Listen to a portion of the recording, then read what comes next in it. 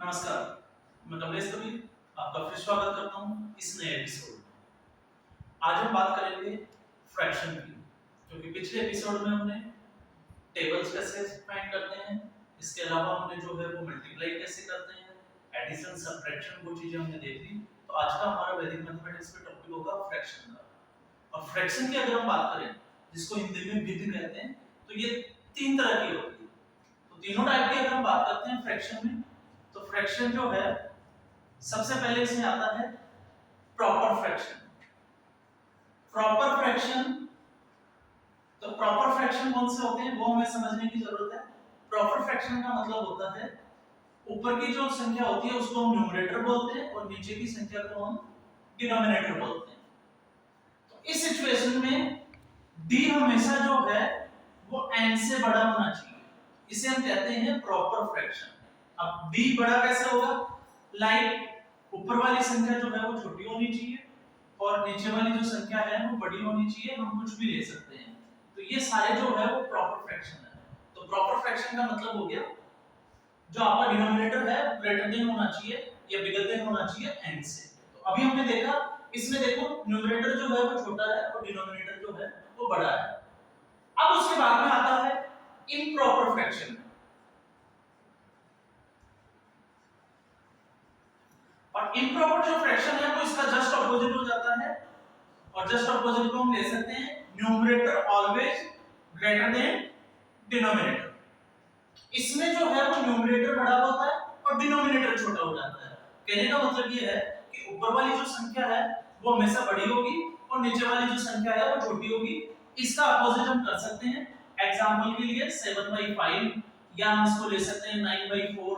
तो ये सारे जो है वो इम्प्रॉपर फ्रैक्शन है। इसके बाद में आता है मिक्स्ड फ्रैक्शन।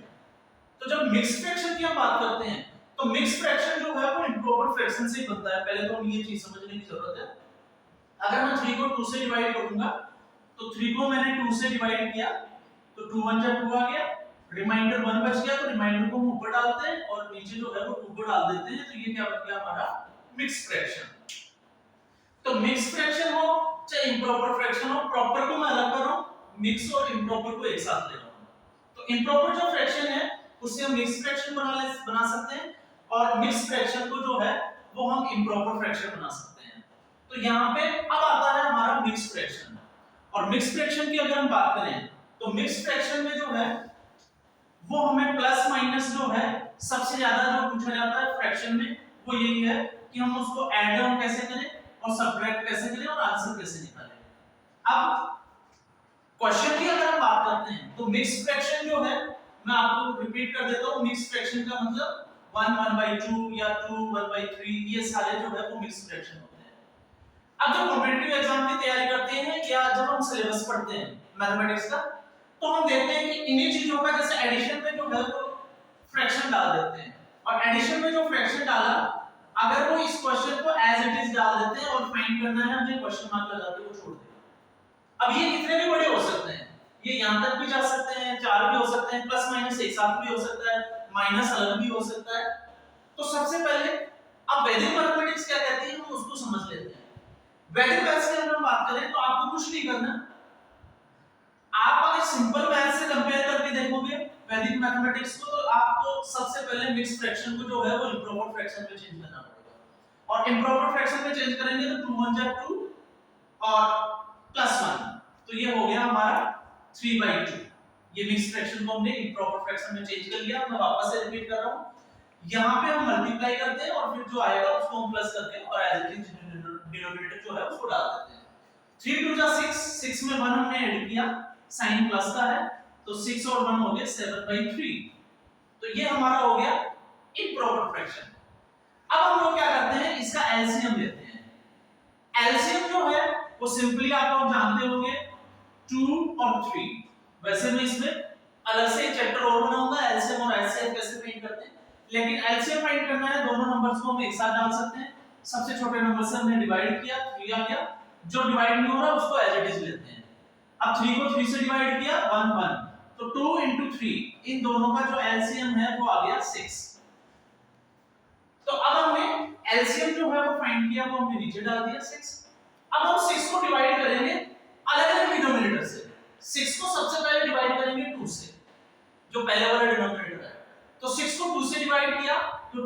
टेबल में 3 टाइम्स पे आता है। तो ये हो गया हमारा 3, हमने यहाँ पे राउंड ऑफ कर दिया और उसके बाद में जो न्यूमरेटर है उसको इससे मल्टीप्लाई कर देते हैं। तो 6 को 2 से डिवाइड किया 3 और मल्टीप्लाई बाय 3, बीच में साइन जो है वो प्लस का है तो हमने यहाँ पे प्लस राइट डाउन किया। और अब हम 6 को डिवाइड करेंगे 3 से, तो 6 को 3 से डिवाइड करेंगे तो ये मिलेगा हमें 2 और इसका न्यूमरेटर है 7, तो 3 3 जा 9 प्लस 2 7 जा 14 डिवाइडेड बाय 6। तो यहाँ पे 14 प्लस 9, तो 14 प्लस 9 हो गया 23, 23 डिवाइडेड बाय 6। अब 23 को हम 6 से जब डिवाइड करेंगे तो अब हम इसको वापस से चेंज करेंगे मिक्स्ड फ्रैक्शन में, क्योंकि आंसर जो है हमें मिक्स्ड फ्रैक्शन में ही देना होता है। तो ये हो गया 6 3 जा 80 और इसके बाद में बचता है 5 रिमाइंडर, तो 3 5 6। अब हमें इसको, ये इसका आंसर है, इसको हमें नोट करना है। अब वैदिक मैथमेटिक्स की जरूरत क्यों है हम उसको भी समझ लेते हैं। ये हमने छोटे से नंबर लिए थे, लेकिन समटाइम्स क्या होता है क्वेश्चन में जो है, जैसे मान लीजिए 5 4 डिवाइड बाय 7 आ गया मिक्स्ड फ्रैक्शन में। अब अगर हम इसको चेंज करेंगे तो 7 5 का 35 और 35 को 4 से प्लस करेंगे तो 39 बाय 7। तो अब एलसीएम लेने के बाद में जो भी नंबर आएगा उसको हमें 39 से मल्टीप्लाई करना पड़ेगा। तो इससे जो हमारी कैलकुलेशन का जो एरिया दायरा है वो बढ़ जाता है, कैलकुलेशन बड़ी हो जाती है। और जब कैलकुलेशन बड़ी हो जाती है तो उसमें जो क्वेश्चन है उसका गलत होना जो है उसकी संभावनाएं बढ़ जाती है। तो इस कैलकुलेशन से बचने के लिए हमें वैदिक मैथमेटिक्स की जरूरत होती है। और वैदिक मैथमेटिक्स क्या कहती है, अब हम वापस इसी पे आ जाते हैं। वैदिक मैथ्स ये कहती है कि इसके जो पहले वाले जो दोनों नंबर है, इधर 1 है और इधर 2 लगा हुआ है, इन दोनों नंबर को बीच में साइन प्लस का है तो प्लस करके इसको साइड कर दो। तो हमने इन दोनों नंबर को जो है वो साइड कर दिया, 1 + 2 3। तो अब अपने पास में सिंपली जो है वो बचता है 1/2 और 1/3। तो एलसीएम चाहे तो इसको मेंटली कैलकुलेट भी कर सकते हैं, क्योंकि एलसीएम 6 आता है। तो 6 आता है तो 2 से डिवाइड किया तो 3 और 3 को अगर 6 को डिवाइड किया तो 2, तो 3 + 2 कितने हो गए 5/6। तो 3 5/6। ये मेरी प्रैक्टिस है इसलिए मैं इसको थोड़ा जो है वो मेंटली कर लेता हूं, लेकिन आप लोग जब प्रैक्टिस करोगे तो आप भी कर सकते हो। तो एलसीएम कितना हुआ, हमने यहीं पे ले लिया 6, तो 3 + 2, तो अब आ गया 5/6। तो 5/6 के आगे जो है हमें 3 को लगा देना है, तो हमारा आंसर बन जाता है 3 5/6। आप चेक कर सकते हो दोनों में आंसर वही है। ये लॉन्ग मेथड हो जाता है, ये सिंपल जो है अगर हम इसकी प्रैक्टिस करते हैं 20 से 25 या 30 के आसपास अगर हम फ्रैक्शन हम सॉल्व करते हैं तो फिर इसमें स्पीड इतनी आ जाती है कि आपको ज्यादा कुछ करने की जरूरत नहीं है, आप बैठे-बैठे जो है इसको डायरेक्टली सॉल्व कर सकते हो। अब हम इसको थोड़ा सा जो है नंबर्स को इंक्रीज करते हैं और फिर देखते हैं कि क्या इतनी इजी उसको भी कर सकते हैं। तो अब की बार जो है कोशिश करेंगे हम प्लस के साथ में जो है वो माइनस को भी ले।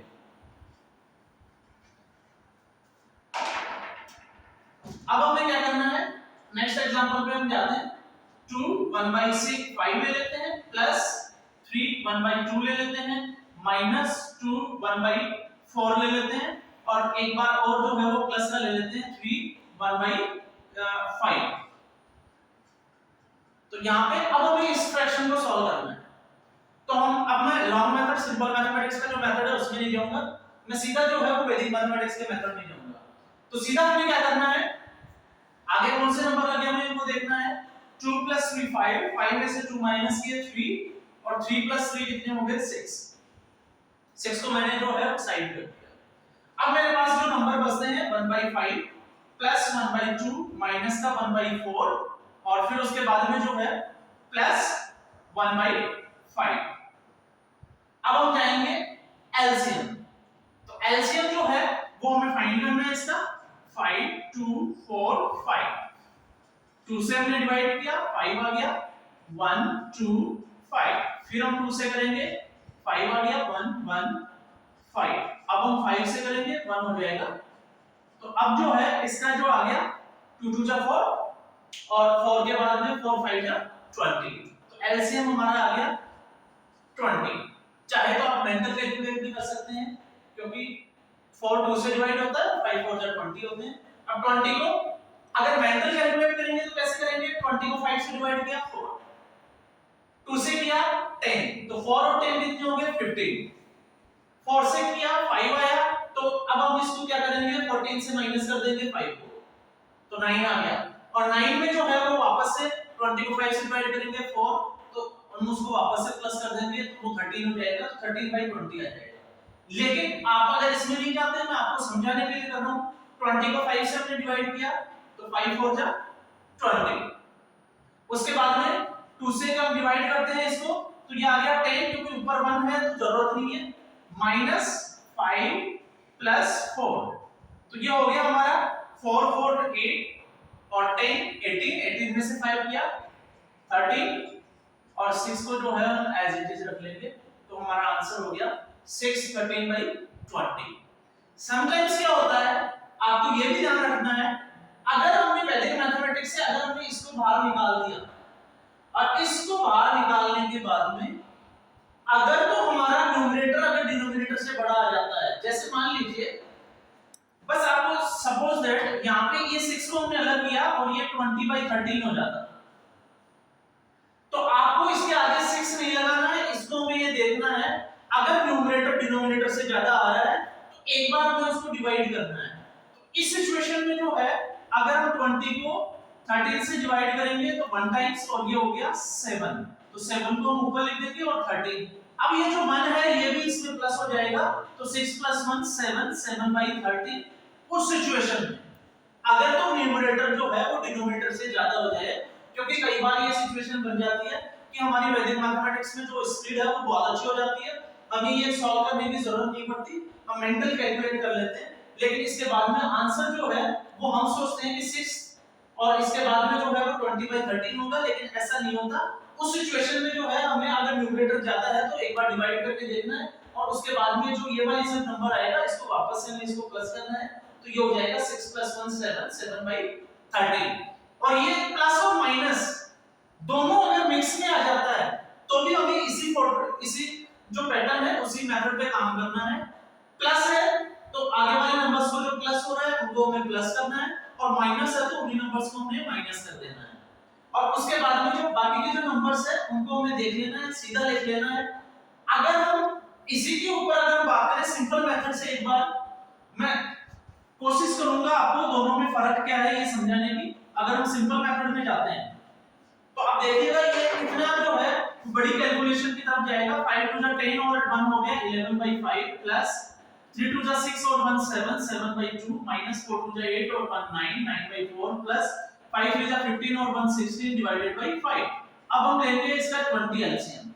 इस सिचुएशन में 20 को हमने 5 से डिवाइड किया इससे, तो 4 आ गया मल्टीप्लाई बाय 11 प्लस 2 से किया 10 मल्टीप्लाई बाय 7, फिर माइनस का साइन है माइनस, 20 को 4 से किया 5 मल्टीप्लाई बाय 9, और उसके बाद में 5 को फिर 20 को 5 से किया 4 * 16। अब आप देखिए आपकी कैलकुलेशन कहां तक जाती है, 11 4 जा 44, 10 70 आ गया, माइनस 9 5 जा 45 और 16 4 जा 64। फिर हमें इनको प्लस करना है, फिर इसके बाद माइनस करना है, और जब तक एक तो होता है कि इसमें अगर हमें 4 मिनट लग रहे हैं तो इसमें हमें 1 मिनट ही लग रहा है। ये इतना फर्क जो है इसके रेशियो का निकल के आता है। साथ में कैलकुलेशन जब हमारी छोटी होती है 10 और 20 के आसपास होती है तो उसको प्लस और माइनस करना हमारे लिए उतना इजी हो जाता है, तो हमारी एक्यूरेसी उस क्वेश्चन का जो आंसर है वो सही होने की संभावना ज्यादा हो जाती है। बजाय अगर हम सिंपल मैथमेटिक्स के दोनों तरीके, आपको ये तरीका आता है तो इसका मतलब ये नहीं है कि आप अच्छा नहीं कर सकते, आप अच्छा कर सकते हो, बशर्ते बस फर्क इतना ही है कि इसमें आपको टाइम ज्यादा लगेगा, और कॉम्पिटिटिव एग्जाम्स में जो है आपके पास क्वेश्चन के लिए टाइम जो है वो आपको बहुत कम मिलता है। तो उससे अच्छा है आप इस पैटर्न को फॉलो करें। आप जो भी गाइड जो है वो मैथमेटिक्स की यूज करते हैं उस गाइड को ओपन करें, उसमें प्रैक्टिस के लिए आपके पास प्रैक्टिस सेट होते हैं, आप इसी तरीके से उनको सॉल्व करके देखें, और जब आप 20 30 फ्रैक्शन जब आप सॉल्व कर लोगे तो उसके बाद में देखोगे कि आपको ये करने की जरूरत ही नहीं है।